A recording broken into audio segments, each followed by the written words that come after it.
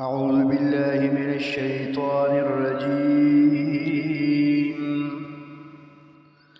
بسم الله الرحمن الرحيم. وإذ قلنا للملائكة اسجدوا لآدم فسجدوا إلا إبليس أبى واستكبر وكان من الكافرين. سورة البقرة اولنے سپارہ آیت نمبر 34 لسورة بقرة. آدم علیہ السلام اللہ پیدا کر او دا آدم علیہ السلام فوقیت آغا اللہ جل شانہ ثابت کر چې آدم علیہ السلام د مرتبه خاوند دی په وجه د علم. اوس ورته پروتوکول ورکوي او فرشتو ته وایي چې تاسو دی آدم علیہ السلام ته سجده وکړئ. نو ټولو فرشتو سجده وکړه الا ابلیس، شیطان ونه کړه. ابلیس دی د جناتو نه او د فرشتو نه نو، خو ناسته پاسته ردی سرې وه که یو سړی دا اعتراض وکړي چې الله خو اسجدو للملائکه ووایي، شیطان ته خو نه ویلې. نو شیطان خو د فرشتو نه او د ملایکو نه نو، خو د چا چې چا سره ناسته پاسته نو په هغې کې شمارېږي. لکه مثال په طور مدرسه کې طالبان دي او کاکام پکې ناست دی،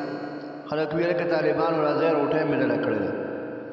دا طالبان دی بابا ته وایي بابا ته هم راسره راځه، ته هم زموږ ملګری ناست پاست چې راسره. نو دکه رنګې شیطان د فرشتو نه و نه د جناتو نه،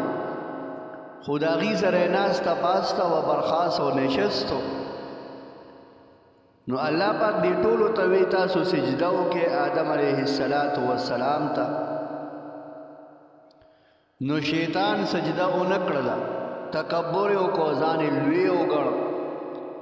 په خپل عبادت او په خپله بندګۍ باندې فخر او غرور وکړو چې ښه آدم علیہ السلام خو اوس پیدا شو، لا یې یو پیره سبحان الله والحمدلله هم نه دی ویلی، نه چې ته یو سپاره تلاوت کړی دی او نه دوه رکعته لمونځ کړی دی او نه یوه سجده لګولې ده او دې زما نه په مرتبه کې اوچت شو. اوس به زه دته سر ټیټوم،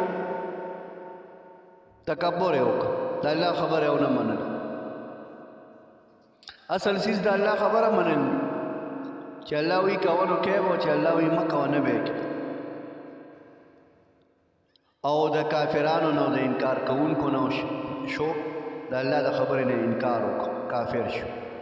الله فرمایي ګورئ ورته وإذا یاد کې هغه وخت قلنا چې مونږ وویل للملائکة فرشتو ته اسجدو لآدم چې سجده وکړئ آدم علیه السلام ته. فسجدو نو پس هغې سجده وکړله الا ابلیس، سوا د ابلیس نه. ابلیس شیطان سجده ونه کړه. ابا هغه انکار وکړو، واستکبره او لویې وکړه، تکبر یې وکړو. وکان من الکافرین او شو د کافرانو نه. وقلنا یا آدم اسکن انت وزوجک الجنة. شیطان لعین شو، رجیم شو، الله جل شانه د هغه مقام نه ښکته راوویسته. او آدم علیه السلام او د هغه بیبي ته الله پاک وی تاسو په دې باغ کې او په دې جنت کې اوسېږئ، مزې کوئ. دلته یو فقهي مسله ده، وقلنا یا آدم اسکن انت وزوجک الجنة. زموږ امام ابو حنیفه رحمت الله تعالی د آیات نه مسایل راوباسلي دي. هغه ده اسکن انت وزوجک الجنة وکلا منها. د ښځې او خاوند ترمنځه د کور متعلق احکامات او مسله دا علماء رو باسلې ده چې خاوند د ښځې د خوراک سکاک ذمہوار دی د استوګنې ذمہوار دی او ښځه به د استوګنې تابع وي ښه ښځه به دا نه وي چې مال ټیک چې کوم دی نو په شیخ ملتون کې بنګله والا او حیات آباد کې بنګله واخله نه خاوند به د خپل وس مطابق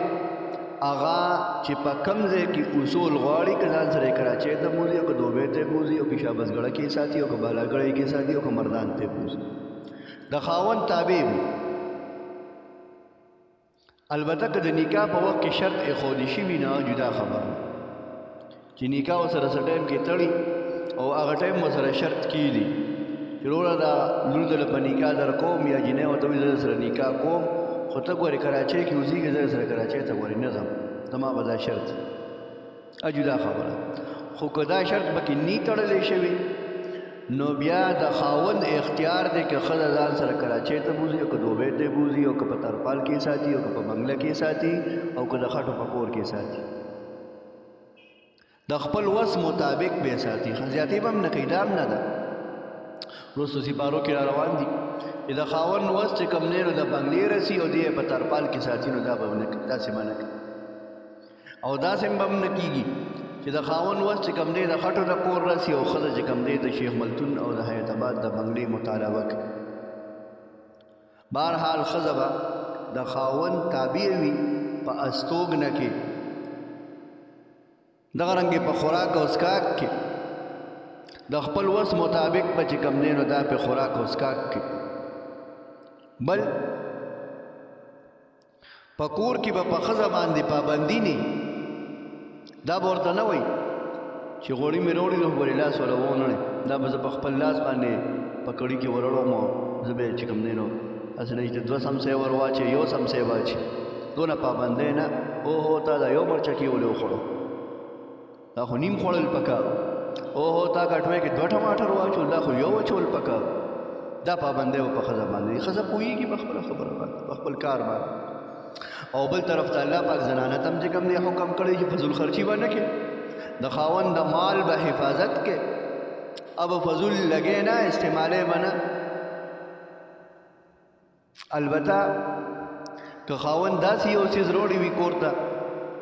چېرې مثال به دا چرګ مې راوړم د ګاونډیانو فرج خراب دی هغې وي چې کې دی ویلاړو دې له پورې ګوتې ونیسئ چې خاوند وځي او دا وایي چې پرېږده ګاونډیان راشه ځان دې سور کړه نه دا به ناروا وي او که نه خاوند دې راوړي د دې مالي د خاوند مالي او اجازت یې ورته نو په احتیاط باندې به لګي داسې به نه وي چې بس خاوند ډیوټۍ لړ شي او دا ځان له چرګ سور کړي او کښېني او د ټول په یو ځای وخوري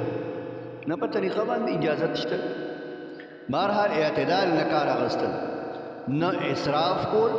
د خاوند مال فضول خرچ کول او دا رنګې خاوند ته الله پاک دا وایي چې وس دې رسي نو ښکلی مال راوړه ښکلي څیزونه راوړه په ښځه باندې خوره وصرف ساک او دال ته یې مه تړه نو څه وایي الله پاک ګورئ ورته وقلنا مونږ ووي یا آدم اے آدم علیه السلام اسکن انت وزوجک اوسېږه ته او ستا بیبي الجنت په جنت کې وکلا منها رغدا حیث شئتما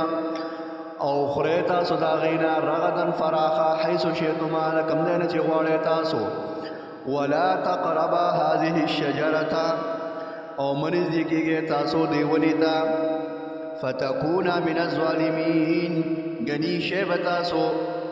د زیاتی کوونکو نه په ځان به زیاتې وکړئ لہذا د دې ونې نه اجتناب کړئ ونه چې د هر څه وه دغه وضاحت الله پاکو نه دی کړی نو ولا تقربا منزدې کېږئ تاسو هذه الشجرة دې ونې ته فتکونا کني شی به تاسو من الظالمین